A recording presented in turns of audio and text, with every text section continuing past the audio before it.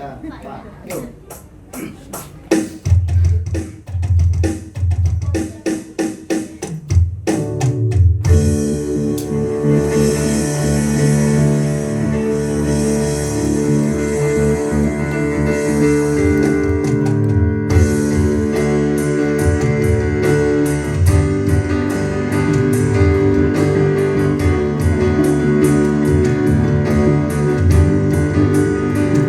Haleluya. Harus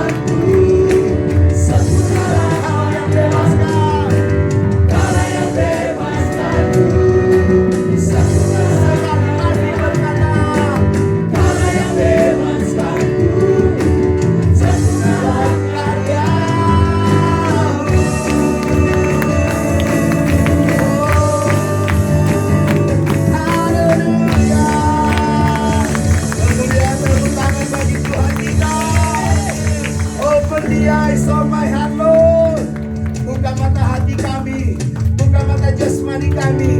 Kami bisa memandang kemuliaan Tuhan. Amin. Yuk, setiap hati yang buntu, biarlah dibukakan oleh Tuhan pagi ini, untuk kita bisa memandang kemuliaan Tuhan. Haleluya. Open the eyes of my heart, Lord. Open the eyes of my heart. I want to see you. Oh, I want to see you. Open the eyes. Open the eyes of my heart, Lord. Open the eyes of my heart. I want to see you. I want to see you. To see you. To see you. I lift it up. Shine the light of your glory. All of your power and glory. We sing glory to you. To see you. I lift it up. Shine the light of your glory. All of your power and glory. We sing glory, glory, glory. Buka mata hati, buka mata hatiku. Yo, ada yang sedikit, biar ku memandang, biar ku memandang. Buka mata hatiku, buka mata hatiku. Oh ya, buka mata hatiku, biar ku memandangmu, biar ku memandang. Kau layak diinginkan, di atas kemuliaan-Mu. Curahkan kuasa-Mu, ku sembahmu. Kau layak diinginkan, di atas kemuliaan-Mu. Curahkan kuasa-Mu, ku sembahmu. Kudus, kudus, kudus, kudus, kudus. Kudus, kudus, kudus. Kudus, kudus, kudus. Aku memandang sekali lagi, kuduslah. Kudus, kudus, kudus. Kudus, kudus, kudus. Kudus, kudus, kudus. Biar ku memandang. Kau layak diinginkan, di atas kemuliaan-Mu. Curahkan kuasa-Mu, ku sembah. Sekarang bebas sendiri katakan, kau layak diinginkan, di atas kemuliaan-Mu. Sembah, kudus, kudus, kudus. Mari katakan semua. Kudus, kudus, kudus. Kudus, kudus, kudus. Kudus, kudus, kudus. Holy, holy, holy. Holy, holy, holy. Holy, holy, holy. Holy, holy, holy. I want to sing. Holy, holy, holy, holy. Holy, holy, holy. Holy, holy, holy. Kuduslah Bapa. Kudus, kudus, kudus. Kudus, kudus, kudus. Mari sekali lagi. I want to jadi tinggi lagi katakan. Kami angkat tangan kami di hadapan-Mu Bapa. Kami berkata Engkau yang kudus. Memandangmu, biar ku memandangmu, biar ku memandangmu, ku memandangmu. Oh, haleluya.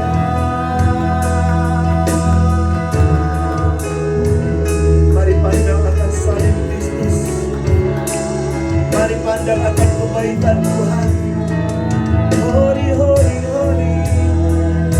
I want to see you. I need you, Lord. I love you. I worship you. I need you.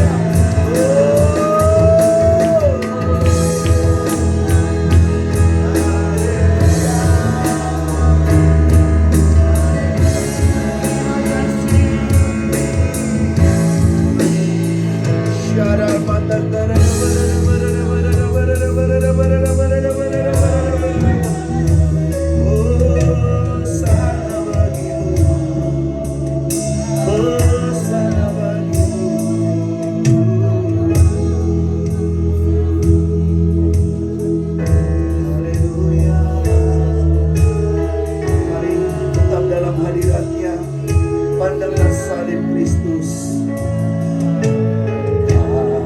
Kasih-Mu, karya-Mu nyata dalamku. Kau pegang hidupku dalam tangan-Mu. Darah-Mu, salib-Mu tebus hidupku.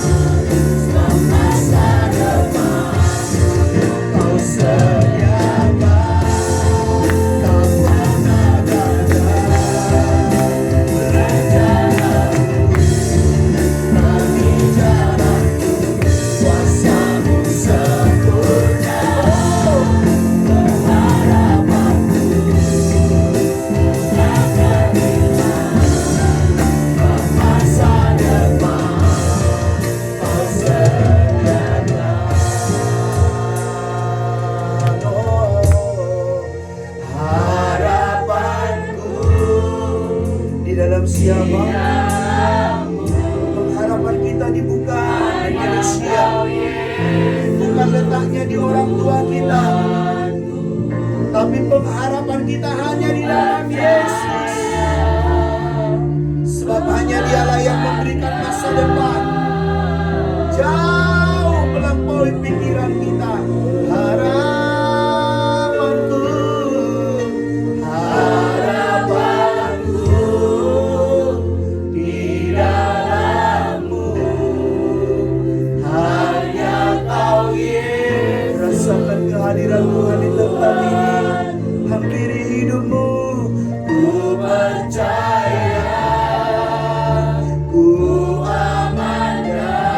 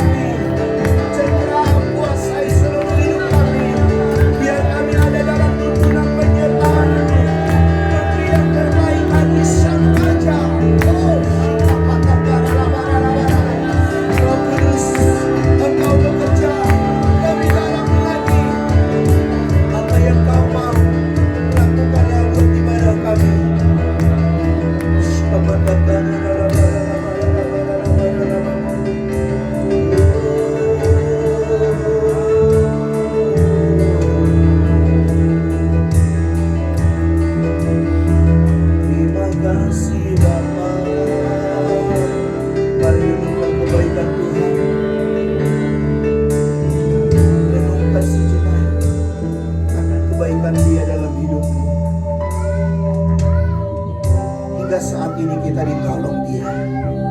Hingga saat ini kita ada. Adakah kita menaikkan syukur kepada Tuhan?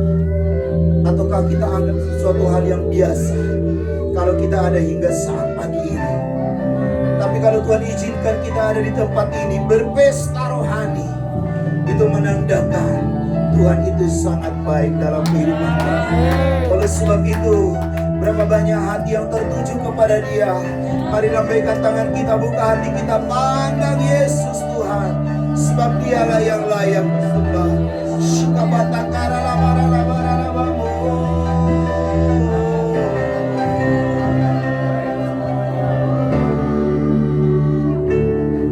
Selamanya Kau Tuhanku, ya Bapa yang terutama. Di mana? Itu Kau yang paling utama. Jangan pernah bergeser itu pengharapan. Wanita saja katakan selamanya Kau Tuhan. Mari kita kaum pria,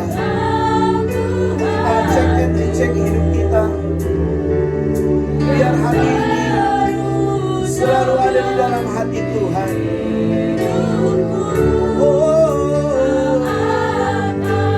Terjadilah, tergenapilah. Haleluya. Wanita berdoa, mari kita kaum pria selamanya.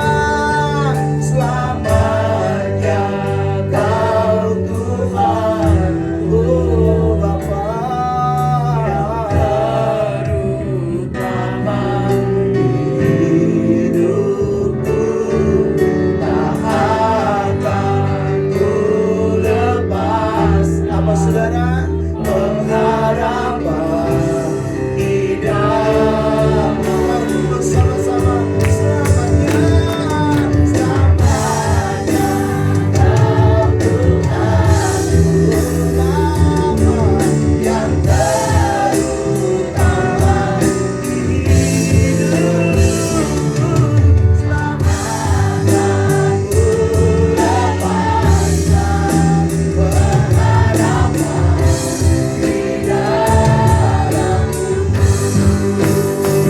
Lambaikan tangan kita di hadapan Bapa. Selamanya, selamanya Kau Tuhanku,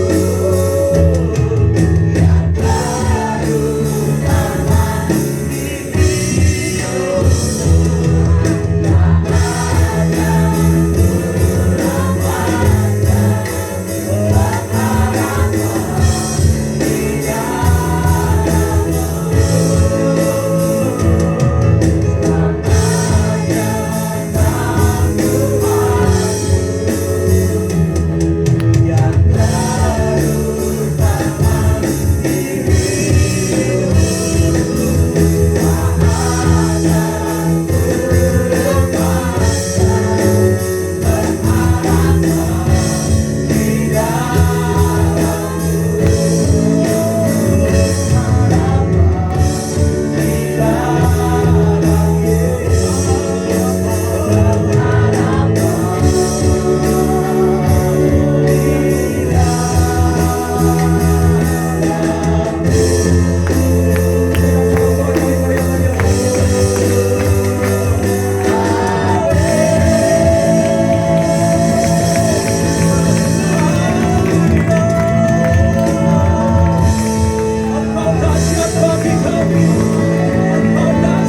di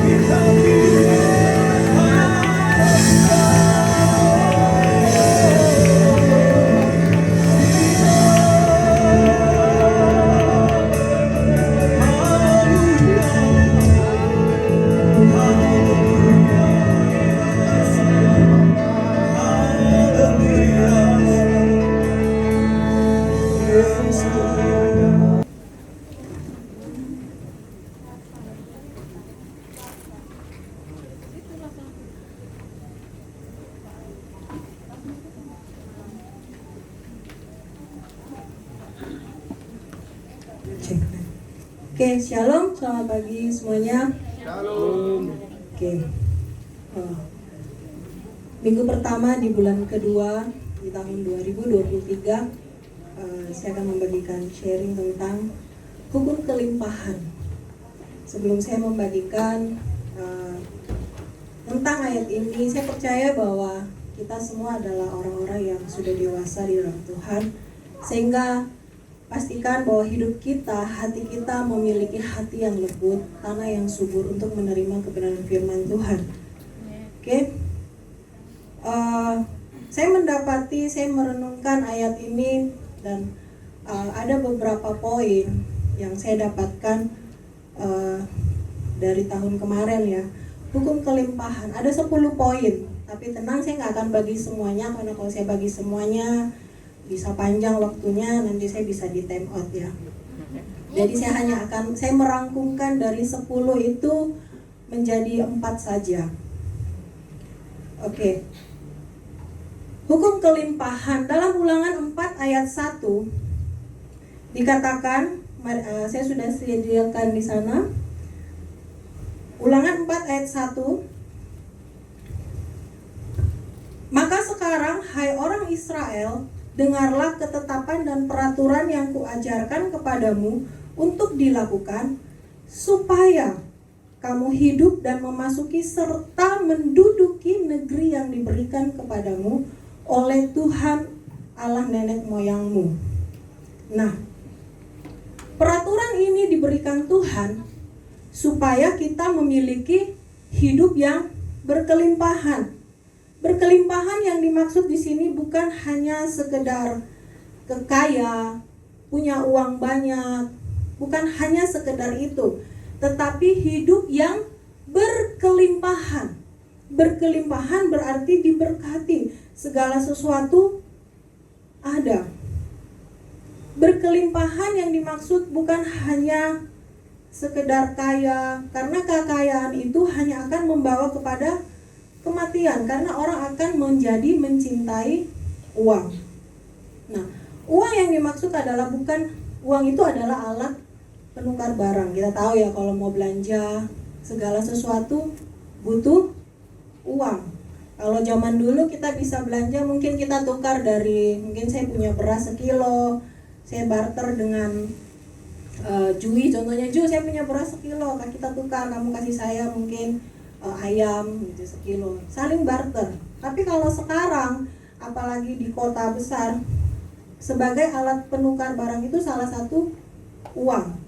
Tetapi uang itu adalah juga sebagai alat pengukur untuk mengukur kapasitas kehidupan kita. Kenapa? Karena dosa yang tersembunyi akan tereksplor keluar saat kita punya uang. Keinginan-keinginan, segala keinginan kita, selama ini kita nggak punya uang, bukan berarti nggak punya, nol ya, nggak ada, tapi kita begitu mengaturnya sedemikian. Jadi segala keinginan kita masih bisa redam, kita masih bisa pendam. Tapi saat kita mulai punya uang banyak, itu akan tereksplor keluar. Nah, ini yang akan merusak diri kita, merusak berkat yang ada, dan merusak keuangan yang ada. Nah, contohnya, saat kita punya uang lebih, muncullah pasti berbagai keinginan. Wah, saya punya lebih nih, saya pengen beli handphone baru. Ini contoh. Saya pengen beli handphone baru. Sekarang kan keluar handphone keluaran terbaru. Saya yakin handphone, alat elektronik itu selalu aja ada yang terbaru. Nggak mungkin enggak. Kami dulu punya teman, setiap kali ada handphone terbaru itu pasti dia punya. Dari pertama kami punya handphone Nokia yang gede segini, dia yang keluar yang kecil dia sudah punya. Bahkan nomor-nomor yang terbaru, nomor-nomor cantik. Kalau dulu awal-awal keluar handphone ya itu kan ada nomor-nomor cantik. Nah, itu kan harganya mahal. Pasti dia punya. Itu ada yang seperti itu. Nah, waktu ada berkat, dibelilah handphone yang baru. Yang terjadi mungkin dulunya waktu belum punya handphone, kalau makan bersama keluarga itu kumpul, cerita, ngobrol, asik, ketawa ketiwi. Tapi saat punya handphone, waktu duduk makan bersama, yang dipegang adalah handphone. Yang dekat jadi jauh, yang jauh jadi dekat. Akhirnya hilanglah kebersamaan dalam keluarga. Nah, karena itu Tuhan memberikan ketetapan-ketetapan ini untuk kita bisa mengelola keuangan kita dengan baik. Ini melanjutkan apa yang sudah diajarkan minggu kemarin ya.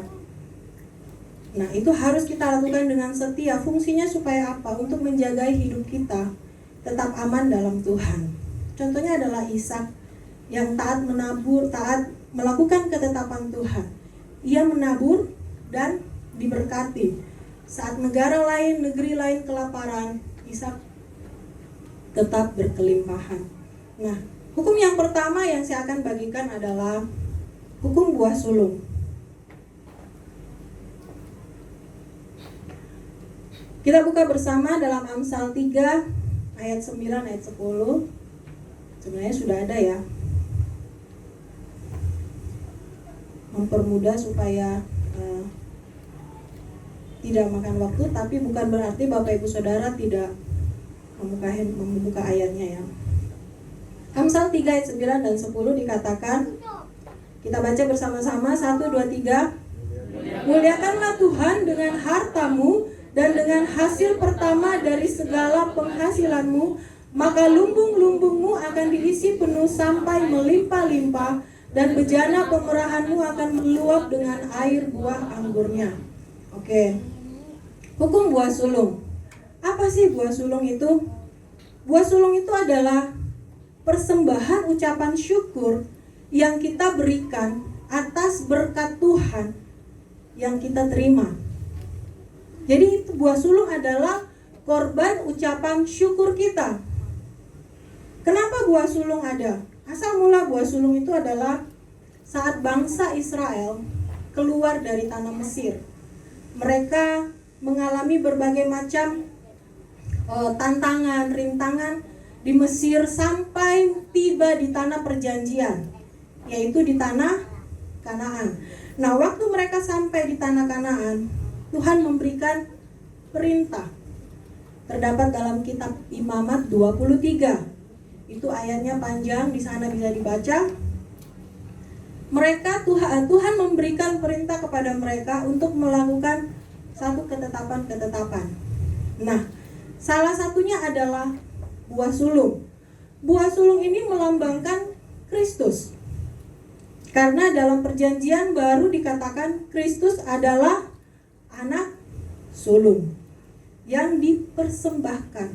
Jadi buah sulung itu melambangkan Kristus, di mana bangsa Israel diberikan perintah, saat engkau sampai nanti di tanah Kanaan, engkau akan mulai tinggal menetap di sana, engkau akan menabur benih, mulai menanam. Kalau menanam pasti menuai. Berarti ada yang dituai, ada hasil. Nah, dari hasil yang dikerjakan itu, dibawalah persembahan yang terbaik. Jadi itu yang disebut buah sulung. Persembahan yang terbaik, hasil pertama. Jadi hasil pertama dari panenmu, dari ternakmu, dari adonanmu, dari segala penghasilanmu. Itu yang dikatakan Tuhan dalam Imamat. Jadi dikatakan buah sulung itu adalah memberikan persembahan syukur, karena Tuhan sudah memelihara kehidupan bangsa Israel. Tuhan menyertai, melindungi, terus memberikan mujizat, melakukan, bahkan memberkati saat mereka melakukan usaha menetap di Kanaan. Jadi waktu mereka menanam, mereka sebagai orang asing, karena mereka di tanah Kanaan sebagai orang asing yang kemudian akan memiliki tanah itu. Mereka menanam, menabur, tidak tahu kondisi tanahnya seperti apa. Tapi bangsa Israel percaya saja kepada Tuhan. Dia taat saja, dia menabur. Nah, waktu hasil panen keluar, hasil pertama, dan dikatakan yang terbaik, itulah yang diberikan kepada Tuhan. Itulah yang dinamakan buah sulung. Nah, buah sulung kapan diberikan? Buah sulung diberikan kalau bangsa Israel adalah berarti setiap kali mereka panen. Kalau ternak, setiap kali ada ternak yang melahirkan, itu anak sulungnya dipersembahkan. Nah, dalam konteks perjanjian baru sekarang, buah sulung adalah memberikan pendapatan atau hasil pertamamu setiap tahun kepada Tuhan. Nah, atau setiap bonus, setiap kenaikan gaji yang kita terima, itu dipersembahkan kepada Tuhan. Kalau kita mendapatkan bonus, kemudian kita yakin bahwa bonus yang kita miliki itu akan menjadi satu penghasilan tetap buat kita, kita nggak memberikan buah sulung, tapi yang kita berikan adalah persepuluhan. Tapi kalau bonus itu kita dapatkan sekali, maka itu akan diberikan buah sulungnya, dipersembahkan sebagai buah sulung. Kemudian dalam Amsal 3 ayat 1 sampai 2,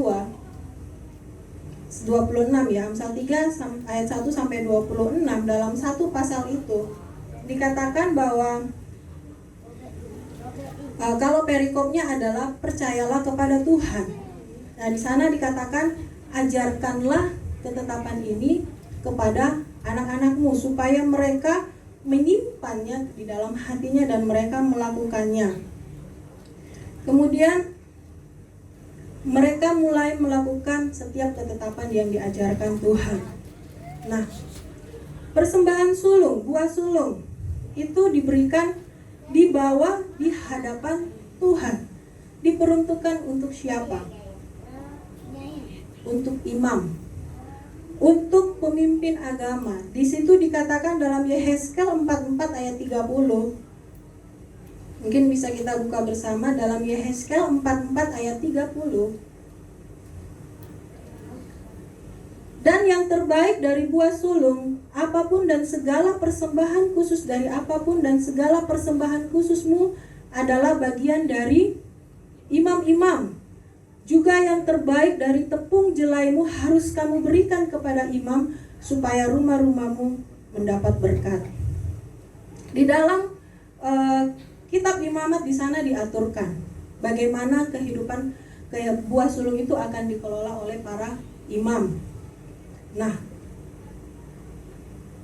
kita mulai mengerti bahwa buah sulung itu adalah pemberian yang terbaik yang kita terima dari setiap penghasilan kita. Itu kembali kepada iman kita masing-masing. Ini adalah hukum kelimpahan yang pertama yang saya dapatkan, bahwa jika kita mempersembahkan hasil buah sulung kita di hadapan Tuhan, dalam Roma 11 ayat 16 dikatakan, jika hasil buah sulung adalah kudus, seluruh adonan adalah kudus, dan jika akar adalah kudus, cabang-cabangnya juga kudus. Pada waktu kita memberikan persembahan buah sulung, maka para imam akan mengangkat persembahan buah sulung itu, dan itu dipersembahkan, didoakan kepada Tuhan untuk berkat, mendatangkan, meminta berkat bagi mereka yang membawa persembahan itu. Itu adalah persembahan buah sulung. Hukum yang kedua adalah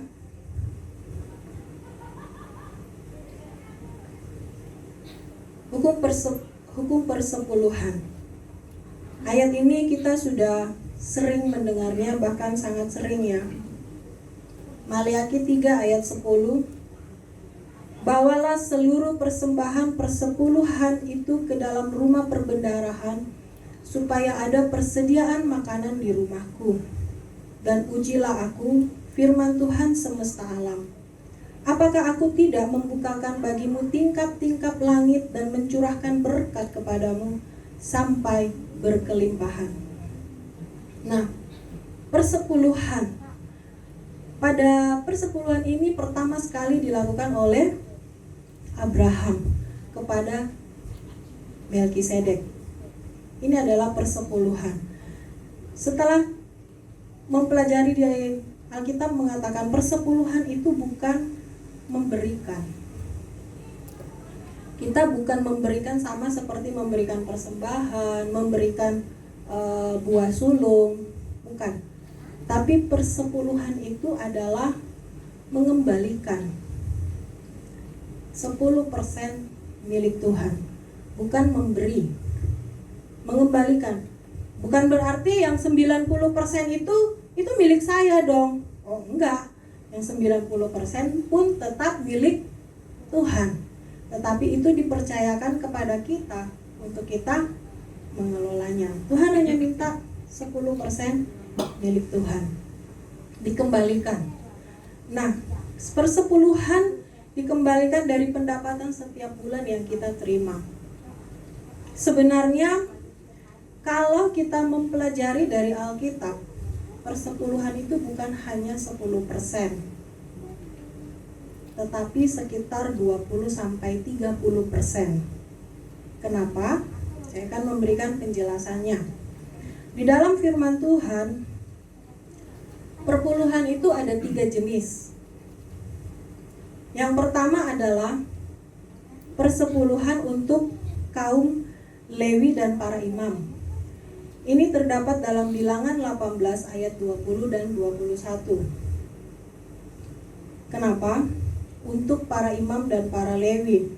Karena di dalam Bilangan 18 ayat 20 sampai 21 sebenarnya kita membaca dari Bilangan pasal 18 itu bisa dibaca seluruhnya dan dipelajari. Bahwa persepuluhan itu ditetapkan Tuhan untuk diberikan kepada salah satu suku bangsa Israel. Bangsa Israel terdiri dari berapa suku? Berapa? 12. Dari 12 suku, hanya satu suku disuku-khususkan Tuhan. 12 suku ini Tuhan memilih satu suku, yaitu suku Lewi. Tuhan memilih suku Lewi untuk melakukan pekerjaan Tuhan. Tuhan dikatakan dalam Bilangan tersebut dikatakan Tuhan mengkhususkan suku Lewi ini. Mereka akan menjadi bagian warisan dari Tuhan sendiri. Jadi 11 suku mereka bekerja, mereka mendapatkan tanah pusaka. Jadi waktu bangsa Israel keluar dari Mesir, mereka itu kan berperang, kemudian mulai mengambil daerah kekuasaan. Mereka mengambil wilayah-wilayah supaya mereka mempunyai tempat untuk mereka tinggali. Nah, setiap suku, 11 suku yang ada, mereka mendapat bagian. 2 suku mendapat bagian di sebelum masuk ke tanah Kanaan. Nah, itu ada yang berarti sisanya itu akan masuk ke dalam tanah Kanaannya. Nah, mereka dibagi di sana. 11 suku ini mendapatkan tanah pusaka bagi warisan nih. Jadi kalau kita punya anak 4 semua dapat 3 yang dapat. 1 enggak. Terus gimana dong yang satunya ini? Bagaimana kok dia yang satu ini enggak dapat? Bagaimana kehidupannya? Bagaimana mereka melakukan bagian mereka? Dari mana mereka mendapatkan hasil mereka? Di sanalah ditetapkan bahwa dari 11 suku ini mereka menanam, bekerja, dan menghasilkan, dan hasilnya dipungutlah 1/10 untuk diberikan kepada suku Lewi. Jadi suku Lewi menerima 1/10 dari 11 suku. Kemudian ini yang akan dipakai untuk sebagai kehidupan mereka, upah. Ini adalah upah yang diberikan oleh Tuhan dari 11 suku. Jadi ada tercatat dalam Bilangan, inilah yang dikatakan persepuluhan untuk para imam. Itu dalam Bilangan 18. Di sana tertera dengan baik, tertulis dengan jelas, Tuhan menetapkan 10% dari penghasilanmu berikan kepada suku Lewi berikan kepada para imam.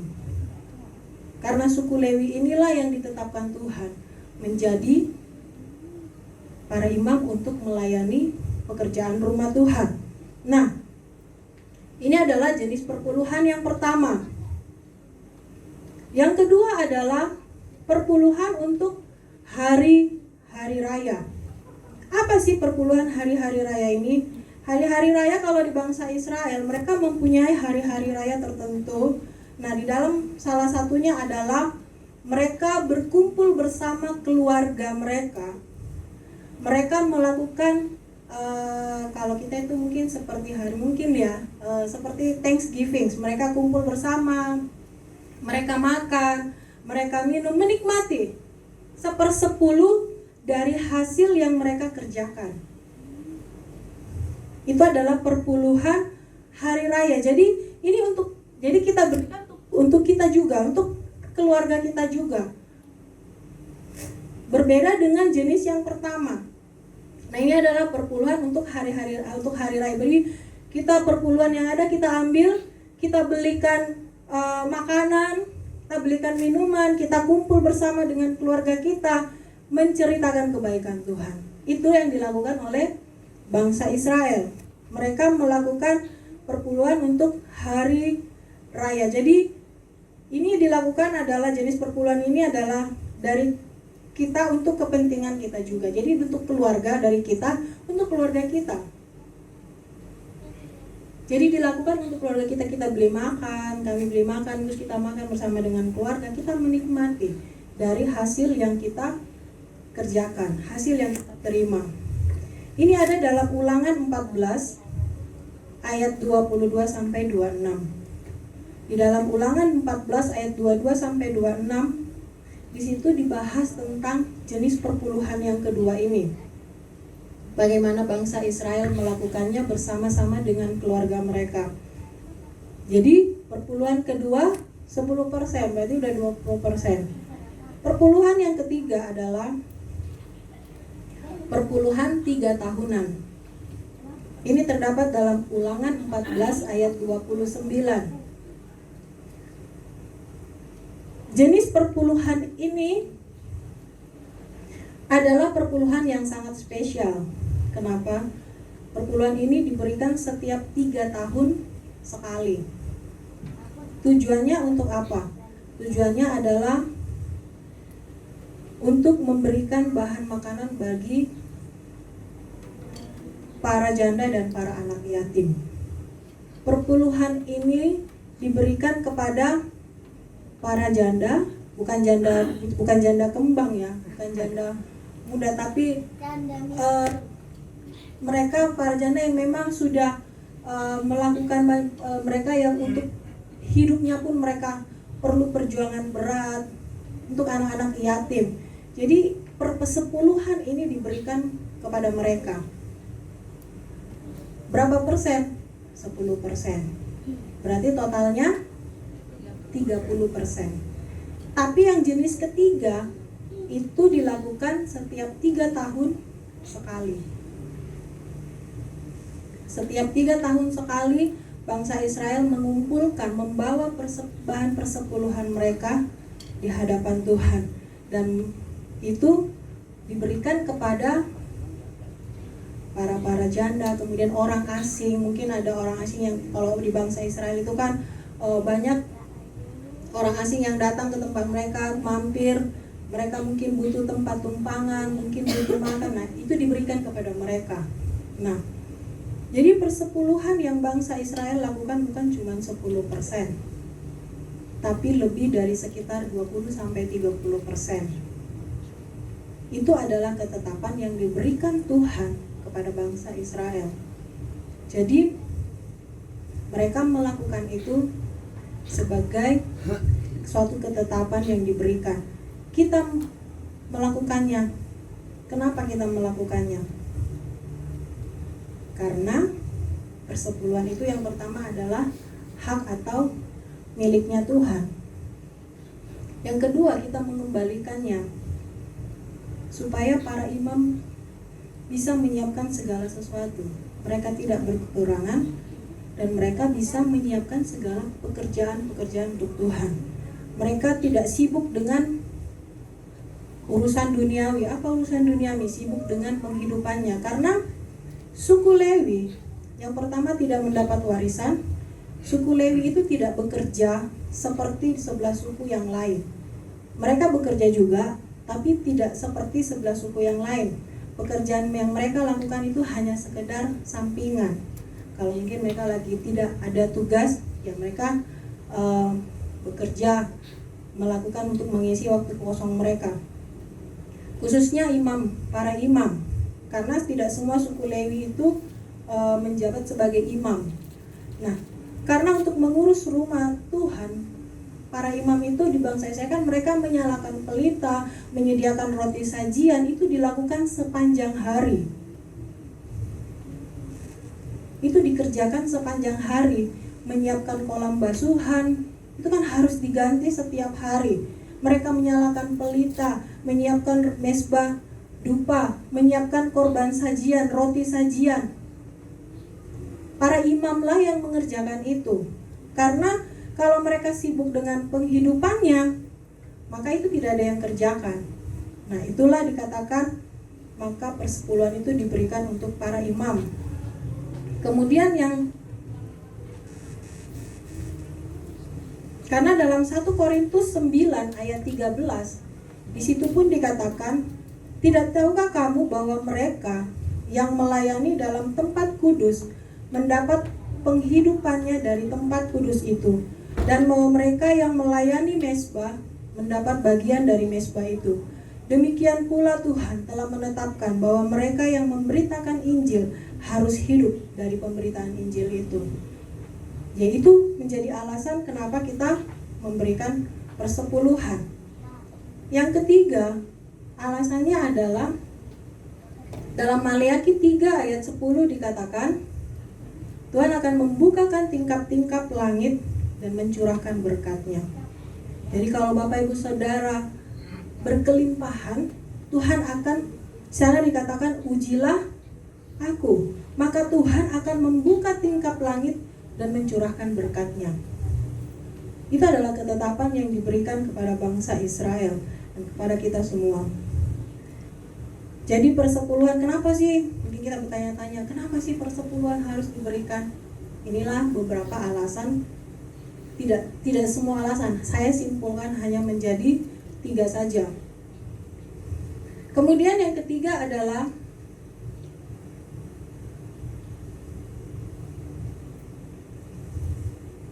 hukum tabur tuai. Dalam 2 Korintus 9 ayat 6, mungkin ada yang bisa bantu bacakan. 2 Korintus 9 ayat 6.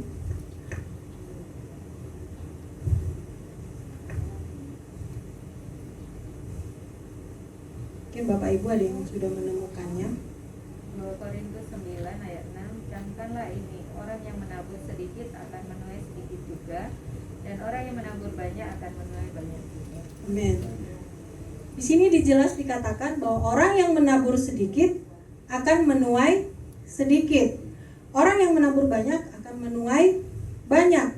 Nah, Tuhan mempercayakan kita berkat dan kita harus meminta hikmat untuk mengelolanya. Saya percaya bahwa kita memiliki kapasitas dalam kehidupan kita itu masing-masing sudah punya takarannya. Tetapi bukan berarti takaran yang kita punya itu stop sampai di situ. Enggak. Kita bisa, kalau kita berusaha dengan giat, itu akan bisa menjadi lebih.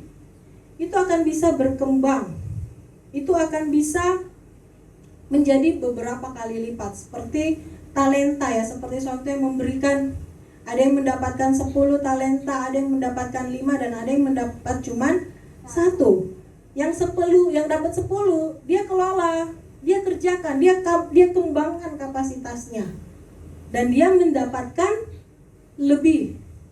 Dia mendapatkan 2 kali lipat. Begitu juga dengan yang 5. Tetapi bagaimana dengan yang 1? Dia hanya menyimpannya dan dia tidak mengembangkannya. Jadi ya dia cuma sebatas itu juga. Sebatas itulah kapasitas kita, sebatas itulah berkat yang kita terima dari Tuhan. Nah, dari seluruh pendapatan yang kita terima, setelah kita mengurangi dengan persepuluhan, kalau buah sulung itu diberikan setahun sekali di awal tahun. Setiap awal tahun itu diberikan tuh buah sulung. Berarti dalam setiap bulan setelah pendapatan kita dikurangi dengan seluruh persepuluhan kita, itulah yang kita kelola untuk dalam kehidupan kita. Dalam kehidupan yang kita kerjakan, baik itu dalam aktivitas sehari-hari. Nah, dalam pengelolaannya itu dibagi menjadi 3 bagian. Dalam berkat dari sisa yang 70%-nya itu akan dibagi menjadi 3 bagian. Yang pertama adalah kita membaginya menjadi tabungan atau investasi. Karena ada orang menabung itu tujuannya untuk apa? Untuk invest. Ada orang menabung tujuannya ya saya hanya sekedar menabung. Dalam pengelolaannya itu dibagi menjadi 3 bagian. Yang pertama tabungan atau investasi. Dalam Amsal 21 ayat 20. Mungkin ada yang bisa bacakan? Amsal 21 ayat 20.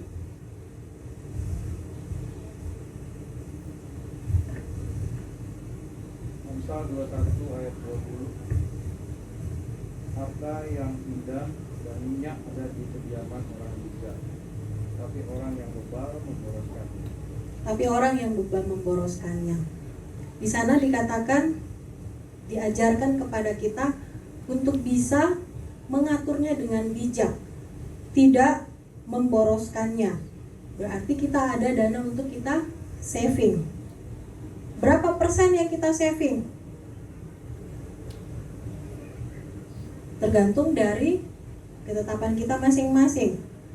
Tergantung dari niat hati kita masing-masing. Dari 70% kita mau saving berapa? Mungkin saya saving untuk saving saya saving mungkin 10% atau 5% setiap bulan. Saya akan menyisihkannya untuk saya tabung. Untuk ini tidak akan diutak-atik. Untuk ditabung. Tujuannya apa? Untuk investasi tadi, atau untuk mempersiapkan diri di masa depan, atau tabungan itu bisa untuk mempersiapkan hal-hal yang di luar dugaan, atau bisa untuk kita warisan. Kita menyiapkannya, kita saving dari sekarang. Berapa persen itu tergantung dari masing-masing. Mau berapa persen yang kita sisihkan, tidak dihabiskan seluruhnya. Nah, kemudian pembagian yang kedua itu adalah sebagai roti. Jadi dari 70% kita mengambil, contohnya 10% itu kita ngambil untuk ditabung. Kemudian kita mengambil untuk roti. Apa sih roti itu? Roti ini adalah yang untuk kita makan, ya roti kan untuk dimakan.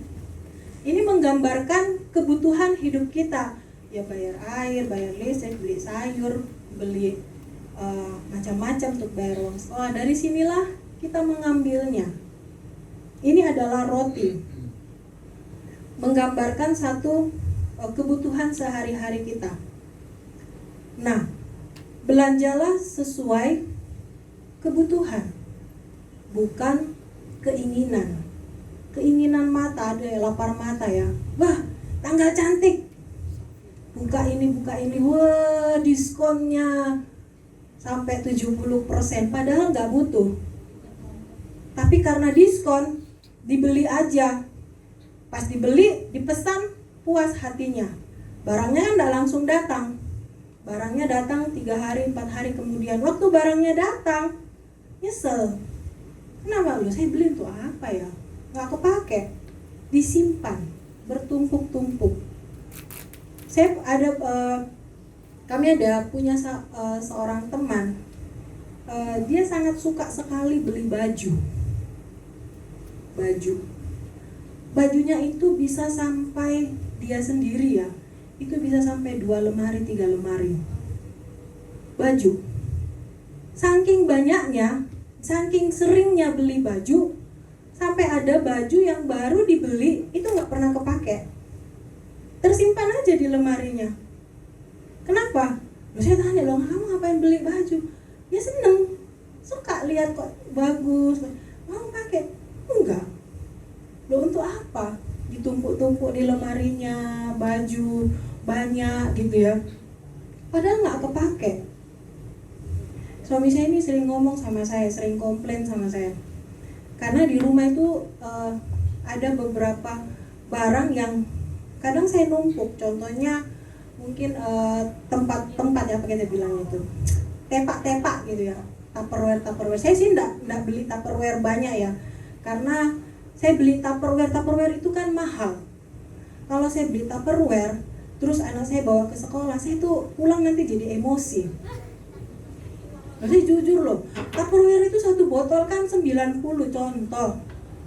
Nah dia bawa pulang hilang, pulang sekolah hilang, kan nyamuk gitu. Jadi saya begini, waduh, daripada hati saya seperti itu, enggak lah. Jadi suami saya ini bilang, beli barang. Kalau barang yang lama nggak kepake, lebih setahun nggak kepake, itu dioper aja kepada yang lain, bukan dibuang. Dioper aja kepada orang-orang yang membutuhkan, supaya rumah kita ini kosong, bukan kosong semua ya, ada tempat untuk isi yang lain yang lebih berguna.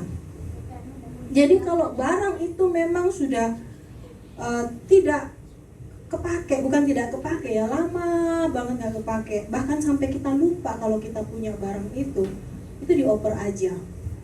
Jadi saya senang dengan kakak saya.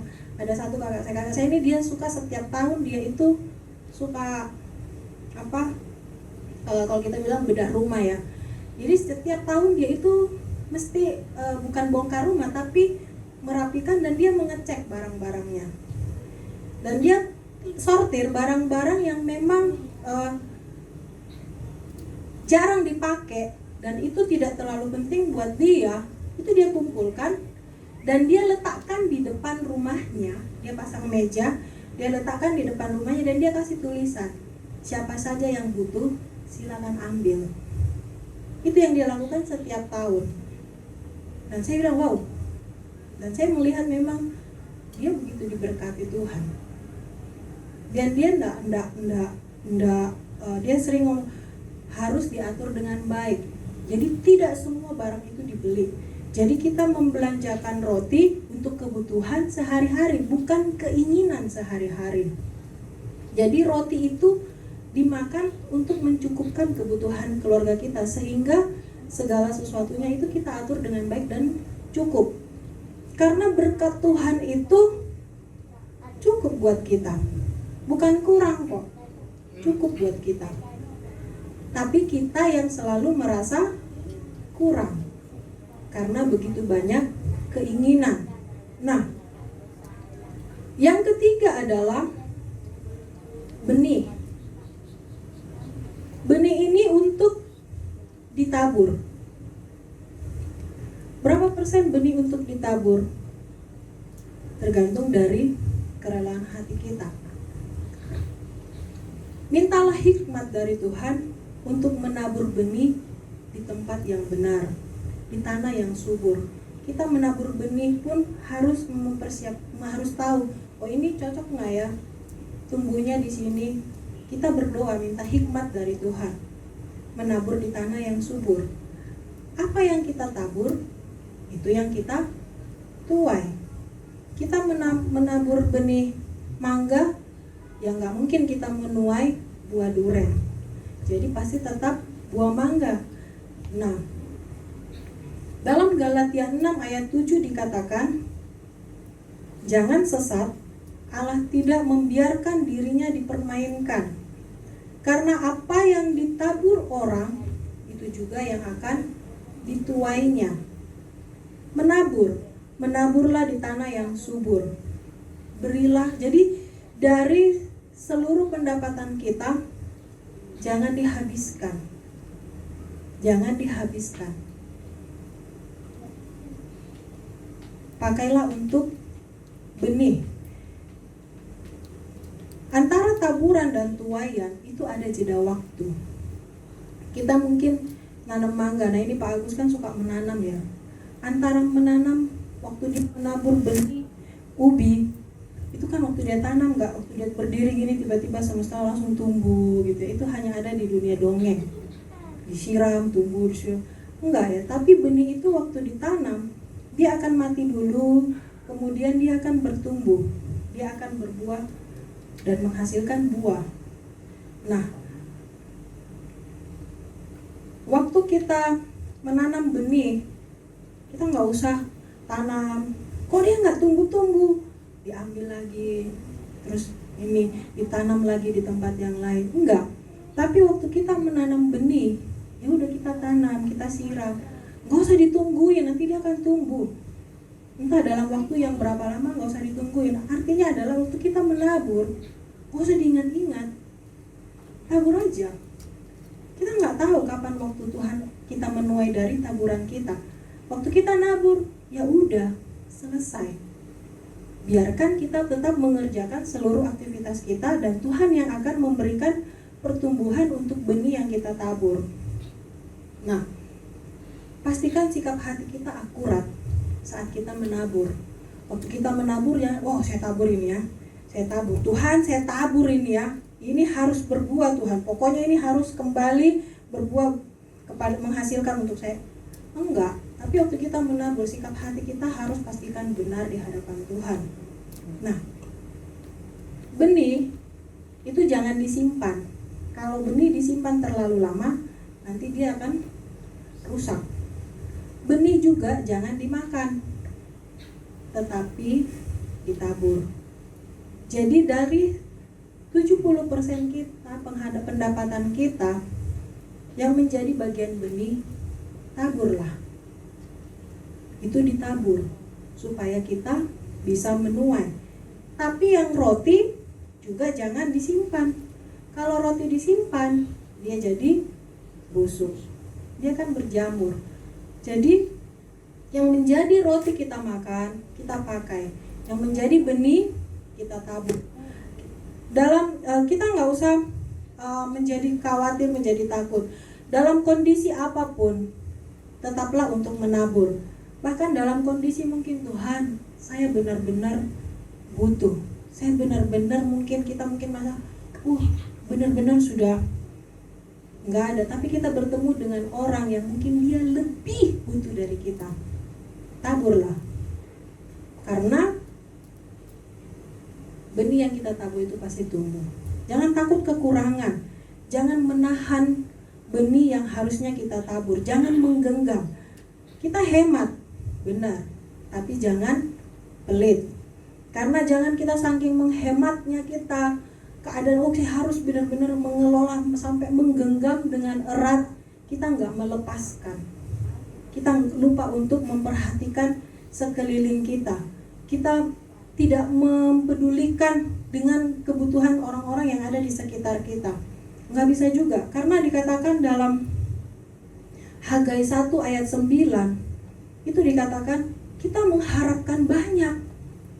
Kita menabur mengharapkan banyak, tapi hasilnya sedikit. Bukan menabur ya, kita mengerjakan banyak, tapi hasilnya sedikit. Kenapa? Karena kita memakainya untuk keperluan kita sendiri.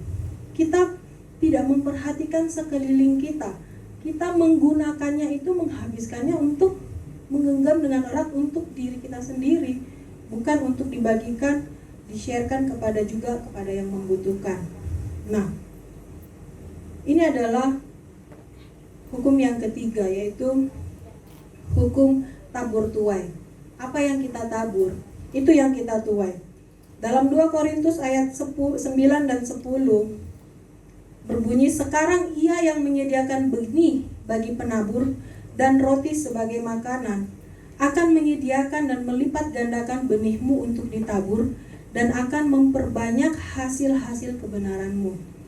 Jadi benih yang akan kita tabur itu Tuhan yang sediakan kok. Tuhan yang berikan kok. Berkat-berkat yang kita terima Tuhan kok yang sediakan. Jadi Tuhan memberikan, ini benih untukmu, ini roti untukmu. Jadi benih yang Tuhan berikan, tabur. roti yang Tuhan berikan, pakai, kelola dengan baik, pergunakan dengan baik, maka Tuhan pun akan melipat gandakan.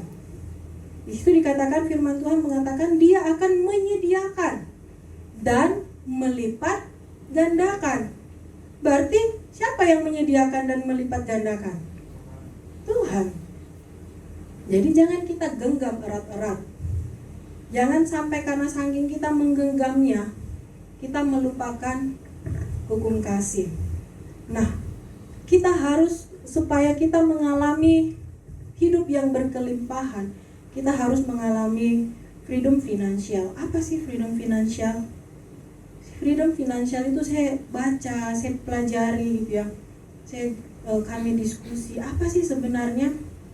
Apakah berarti sudah punya uang yang banyak, mau beli apa ini bisa? Bukan, saudara. Tapi freedom finansial itu hati yang tidak mencintai Tuhan.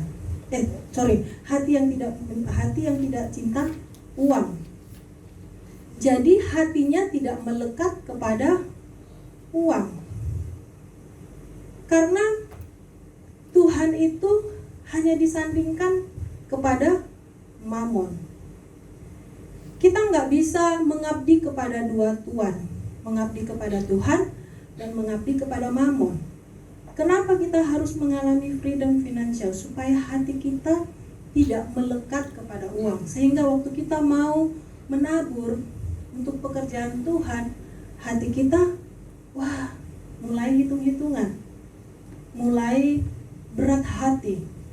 Enggak, tapi kita harus, Tuhan kok yang sediakan, Tuhan kok yang menyediakan benihnya, Tuhan juga yang akan melipat gandakan.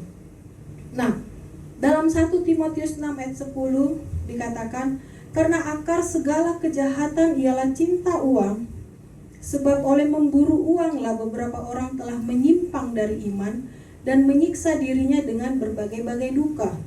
Maksudnya, karena mengejar uang, di sana dikatakan oleh sebab memburu uang. Dia rela bekerja mati-matian, siang malam, siang jadi malam, malam jadi siang. Bekerja terus. Berarti saya nggak usah bekerja, Pak, saya tidur-tidur aja. Enggak juga. Ada waktu untuk bekerja, ada waktu untuk berhenti bekerja. Bukan berhenti terus berhenti, bukan, maksudnya istirahat. Ada waktu untuk tertawa, ada waktu untuk menangis. Firman Tuhan katakan segala sesuatu ada waktunya. Jadi orang-orang yang mengejar uang, berburu uang, mereka sampai melupakan hal-hal yang begitu esensial dalam kehidupan cinta akan Tuhan. Mereka melupakan itu. Mereka mengejar, terus bekerja pontang-panting, mati-matian, gila-gilaan supaya dapat uang. Nah, sampai mereka rela menyiksa dirinya dengan berbagai-bagai duka. Apa maksudnya?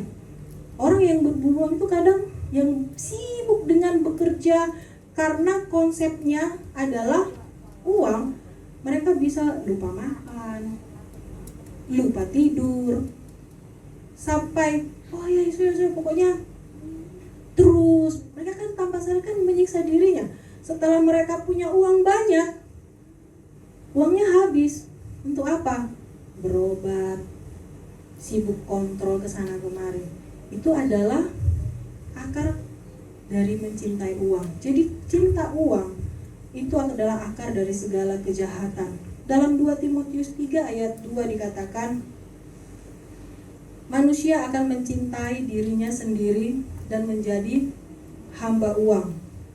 Mereka akan membual dan menyombongkan diri. Mereka akan menjadi pemfitnah. Mereka akan berontak terhadap orang tua dan tidak tahu berterima kasih, tidak mempedulikan agama. Nah, orang yang mencintai dirinya sendiri menjadi hamba uang, beberapa orang yang mengejar uang, mereka akan mencintai dirinya sendiri. Mereka akan melupakan sekelilingnya. Mereka tidak peduli dengan siapapun. Komo saudaraku, komo adekku, komo kakakku, komo pacarku, kau mau suamiku, kau mau istriku. Kenapa? Kami ada sedang melayani satu keluarga. Kami mengenal keluarga ini cukup lama. Mereka adalah orang yang dari dulunya tidak punya apa-apa. Nah, mereka bekerja, mereka sampai malam pun mereka bekerja, mengumpulkan uang. Mereka sekarang punya uang, punya rumah besar, punya mobil, punya tanah di mana-mana. Tapi satu hari suaminya datang menghubungi suami saya, dia berkata bahwa mereka akan pisah, mereka akan bercerai. Loh, kenapa? Ya, karena sudah tidak ada cocokan. Semua sibuk, sana sibuk sendiri cari, bahkan tapi suaminya itu ngomong bahwa saya tidak mau, saya mempertahankan. Gugatan ini sekarang sudah masuk di pengadilan dan mereka sekarang lagi istrinya menggugat suaminya. Suaminya nggak mau, suaminya tidak mau pisah. Usaha mediasi itu pun mediasi. Nah, ya mediasi itu gagal. Sudah dicoba berkali-kali, gagal. Istrinya nggak mau. Bahkan istrinya berkata bahwa saya bisa hidup kok tanpa suami saya. Saya pintar, saya bisa, saya mampu cari uang untuk menghidupi anak-anak saya. Itu yang terjadi. Kami terus kuatkan suaminya. Kadang telepon sampai tengah malam, cerita panjang lebar gitu ya. Itu yang terjadi. Dan kami cuma bilang kepada suaminya, Pak, kalau sekarang ini sudah terjadi, ya walaupun terlambat, tapi tidak ada kata terlambat untuk memulai. Cobalah cari Tuhan. Karena setelah dari ceritanya Bapak ini, selama mereka dari awal berumah tangga, mereka mulai jarang ke gereja. Tidak ada mesbah di rumah, tidak ada mesbah keluarga, tidak ada pembicaraan tentang Tuhan di rumah mereka. Mereka sibuk bekerja cari uang. Akhirnya ini yang terjadi, dan kita ngomong, Pak, berdoalah, cari Tuhan sungguh-sungguh. Karena kalau dengan kemampuan, karena kalau sudah melihat seperti ini secara manusia, ini sudah nggak bisa lagi. Istrinya sudah nggak bisa, bahkan karena sekarang istrinya sudah posisi lari dari rumah, membawa anaknya, membawa semua harta mereka gitu ya. Secara manusia sudah nggak ada harapan. Kami juga nggak bisa, aduh Pak, sudahlah biarin aja, enggak ya. Tadi kan cuma bilang, Pak, cari Tuhan, tetap cari Tuhan sungguh-sungguh, karena kita nggak bisa melawannya, memakai dengan akal pikir. Kenapa kita merenungkan, kenapa begini? Nggak usah. Cari Tuhan saja, biar Tuhan yang menjamah hatinya supaya dia mau kembali. Buat mesbah kembali, walaupun saat ini istri anaknya nggak ada. Bangunlah kehidupan doa di hadapan Tuhan. Nah, jadi dia sekarang Bapak ini lagi proses pun, kita terus bimbing. Karena itu kita harus membuat hati kita bebas dari cinta uang. Karena waktu kita di sana dikatakan dalam 2 Korintus 9 ayat 7, setiap orang harus memberi seperti yang telah ia putuskan dalam hatinya, bukan dengan duka cita atau di bawah paksaan, karena Allah mengasihi orang yang memberi dengan sukacita. Freedom financial itu adalah hati kita itu tidak melekat kepada uang. Jadi waktu kita memberi itu dengan sukacita dan sukarela, tidak ada paksaan, tidak ada aduh Tuhan saya mau beri ini gimana. Kalau sudah muncul itu jangan memberi, karena itu tidak akan berdampak apa-apa, karena hati kita sudah ada di sana sesuatu yang kita perhitungkan, enggak usah. Tapi kalau hati kita mulai, saya berdoa, karena itu dikatakan sebelum menabur, berdoalah, minta hikmat dari Tuhan. Nah, kenapa? Karena dalam 2 Korintus 9 ayat 8, di sana dikatakan Allah sanggup melimpahkan semua anugerah kepada kamu supaya kamu selalu memiliki semua kecukupan dalam segala hal dan berkelimpahan dalam setiap pekerjaan baik. Nah, biarlah sikap hati kita waktu kita memberi, waktu kita menabur, waktu kita melakukan persembahan, karena dari 80% itu pun setelah kita saving, kita menabur, kemudian kita untuk roti kita dan memberikan persembahan, karena masih akan ada banyak yang lain kalau kita mempelajari seluruhnya. Ada persembahan ucapan syukur, ada persembahan khusus. Kalau kita mulai banyak sekali nih permintaannya, gini beli ini mesti persembahan lagi, uang lagi. Nah, disitulah yang kita harus menjagai sikap hati kita, mengalami kebebasan dari mencintai uang. Jadi waktu kita menabur, waktu kita memberi, sikap hati kita pastikan akurat. Tidak ada tanda tanya di sana, tidak ada trust issue di sana. Tapi biarlah sikap hati kita benar di hadapan Tuhan. Yang keempat adalah hukum kerajinan.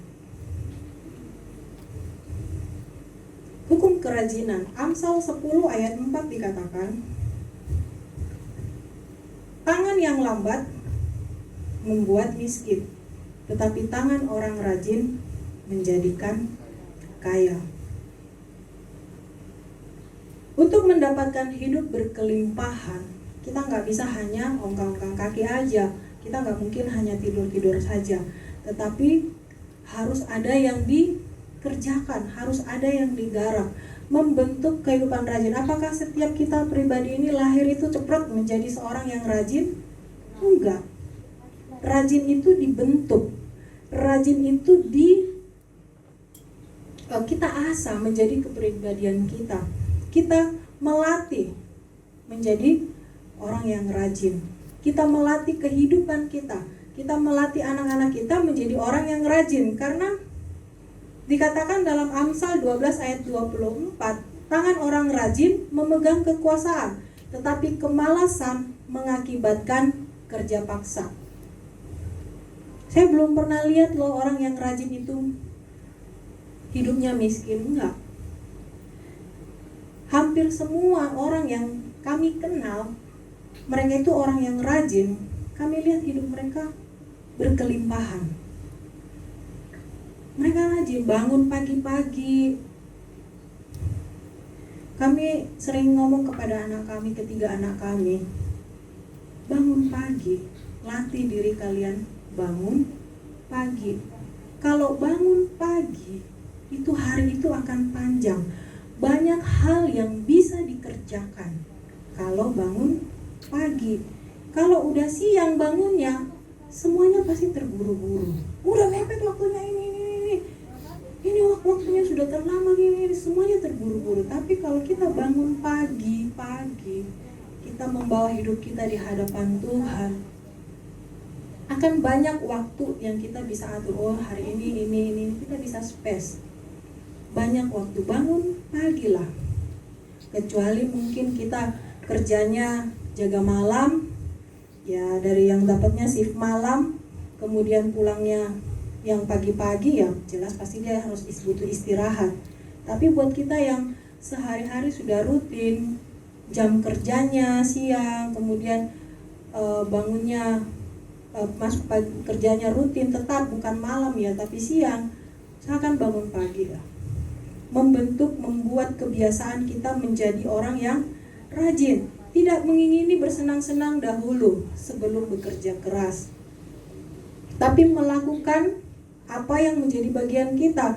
Karena kemampuan yang kita miliki itu bisa menjadi sarana terobosan dalam finansial kita.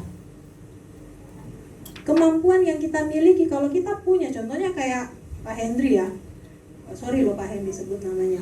Pak Hendri ini